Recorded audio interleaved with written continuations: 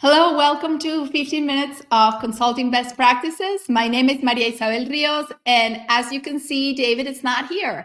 He's having his month off in Argentina, so we hope he's enjoying a lot of mate and delicious food. Uh, for all of you who are new, welcome. For all of you who join us regularly, welcome as well. In this format, we answer your questions about your consulting firm and what to make them successful. Start typing in the comments. It takes a little minute or so to pop up for us. So start typing your questions, your comments, what brings you in today. Hello, Paul. Thank you for saying hi. That always helps.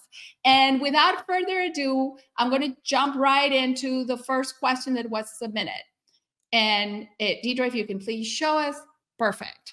It says, when getting introduced to new potential client sponsors for the first time, how should you structure the conversation to best understand their problems? What percentage of right side up client need finding is ideal versus a smaller amount of demonstrating your own competence? Thank you, Eric, for your question. I believe you posted it on LinkedIn last week and we didn't get a chance to answer it. So here it is, first question of the day.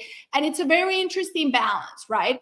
Between how much of you versus how much of them. So Eric, you mentioned staying right side up, which means the conversation is still mostly about them. So how to think about it when they're asking questions about your firm. In that case, the right side up answer is to share what your firm is about, what you do. I want you to think about this in terms of two elements. The first element, and we have a framework for it. I'll share the link after the LinkedIn Live. It's called a 30-second introduction to your firm. And the idea is that you are specific and you answer the immediate question in front of you. And then you check with your prospect whether they have the information they need. Most of us love talking about our own firms, and the temptation is to start sharing all the great things we do and how we do them and all of that, where we may have answered our prospect's question in the first 30 seconds. Insofar as they say, you know what, tell me more, then the right thing to do is to answer their question. However, try always to prompt, and here's the second consideration for you. Try always to prompt for the question behind the question. So say somebody says, how big is your firm? That is a surface level question. I'm wondering, what are they thinking? What's their preoccupation? Why do they want to check? That they think how big our firm is the answer to their question.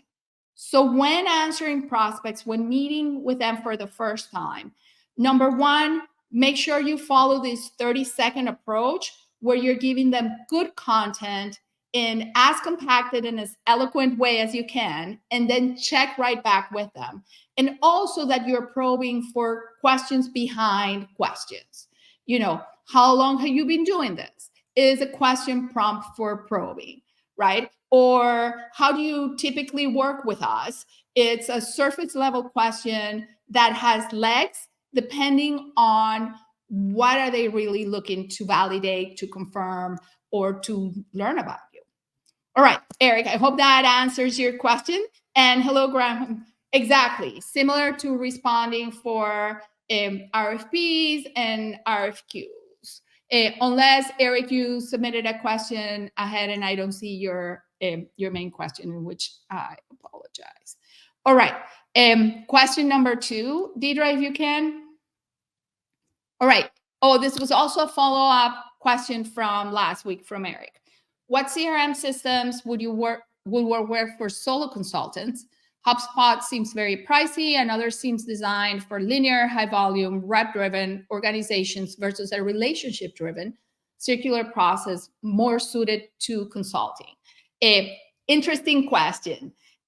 So the way we think about this is you want a CRM, at least for us, super simple CRM will help you move your whole business development program forward really, really well. We have quite a few clients in HubSpot. You do not need all the bells and whistles and the ability to send mass emails and all of that stuff, at least for the type of business development we advocate for, which is connected, right?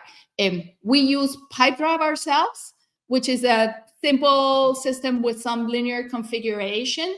And we use it in its most simple version, right? So you'll have tiers, and we're on the simplest tier of them all.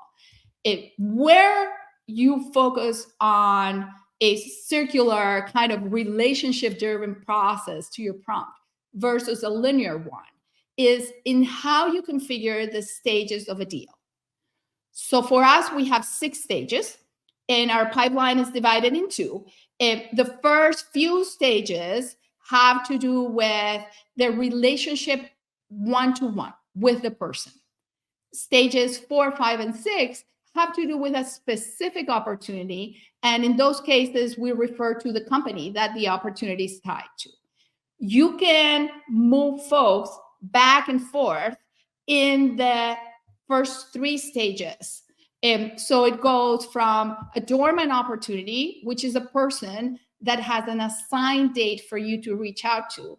And after you're done with your outreach and say there was no opportunity in that interaction and that connection point, you will put the person right back into dormant pending content, right? So that ensures the circularity is right there. The right part of the pipeline hopefully has no circularity, because once you identified an opportunity, you will get it to completion, or you will see it to completion. So think about it also, Eric, not only in terms of what system you have. A very simple system will do whatever you normally use will likely do. Think more in terms of how do you configure the different stages of your pipeline so that you can actually see and track and follow that circular process. All right. I want to look at the questions you have sent. So Paul, thank you for sending the questions.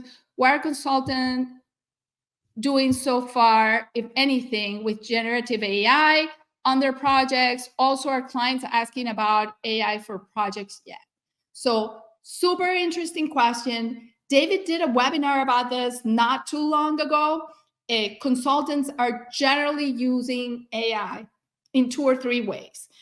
Some folks that their offerings are highly data-driven have started asking for leveraging AI in their delivery. Some other folks use and leverage AI for writing their pieces, whether it's coming up with topics or doing a final review as to tone and as to content. Clients asking about AI depends quite heavily on the sector. And from what we've seen, it becomes more of a topic in terms of, okay, we understand we can capture some value here, especially in some industries. How can you help us think about that?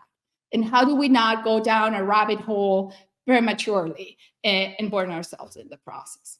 All right, Eric, you agree? Exactly. That they have more fields for entry and data fields that your team can handle. Good cadence is every 3 months. So going back to your question of an outreach system, you're asking what's a good cadence for reaching out. If somebody's in your network core, we want you to reach out to them every 3 months, roughly. That maintains the level of warmth in the relationship that comes with it and helps you build it over time, where you're growing your relationship and getting to know each other better.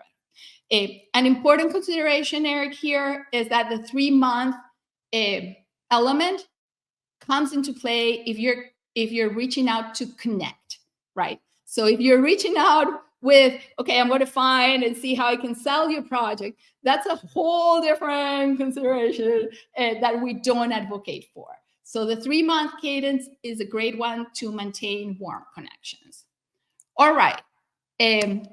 Awesome. You're welcome. Deidre, if you can, please show the next question. All right. This question is for John. Thank you, John. I gave a big speech that went really well. Big applause. Congratulations, John. Good for you. Should I follow up or have my EA follow up with a phone call to attendees. For a lot of attendees, I only have their email or LinkedIn. How should I follow up with them? So interesting situation, right? It's a funny world today. Business cards are no longer a thing or no longer in use. Though it is helpful to have the QR code handy so that people can have information. Your choice number one is you do follow up. You're right, calls is the number one avenue. Where you don't have a phone number, right? You can set up a simple email or have your EA, your assistant for time management, help you set up a follow-on conversation. If the room was too big for you to handle all the follow-ons within a week, then it can take up to 2 weeks. Beyond that, the connection will start cooling down, right? And folks will be like, yeah, your speech, oh wait, I do remember what your speech was, right? So catch it fresh. If all you have is LinkedIn, send a message to LinkedIn. Say, look, as a follow-up, I know you were there. We'll love to have 15-minute, 20-minute conversation. And you bridge the gap between the two, and hopefully that answers the question and resolves it, and also gets their phone number in your hands, which is a great thing to have. All right. Deidre, can you share the next question, please? Ever since COVID, I have trouble getting people on the phone. So much like John in the previous question, Don here has the same problem, and we see it for everyone, right? We've moved away from our phones. So they're not in the office anymore, and assistants don't give out mobile numbers. How do we get into phone conversations that you say are so important? So say you have, again, LinkedIn, email. Ask them where you can call them. Most folks, if they see the conversation will be valuable for them and will not be a sales call, right? Again, with that theme, make it about connecting. Most folks will be open to share their phone number with you, or even to set up a Zoom invitation or an element where you can have an initial conversation with that, right? Book an appointment with that. Ask. If people want to connect with you, they will share a good number to call. And if not, they will give you a platform where you can reach them and have a good conversation with them. All right, perhaps we have time for one more question. We'll see. All right, so Sarah says, I'm in discussions with a prospect, and when I ask how to move forward with them, my contact told me there are 3 possible ways to proceed. All right, work with his boss, the division manager, work with the head on the overall project, and work with him. He's on the team, tasked to make progress with the type of things our firm does. Which option should I choose? Interesting position, Sarah, right? Which route out of the 3? So first question for you is, does the project lead have the budget to hire you? If so, he's your buyer. If not, he's still your first play because they are the project lead. But you need to find out from them what they've been tasked with and what authority and resources they have been given. If ultimately they need somebody else's approval to get the project going, you would want to be in conversation with them also. So the most likely path in a situation like this may be to impress the project lead in a conversation, then have them champion you to the division manager.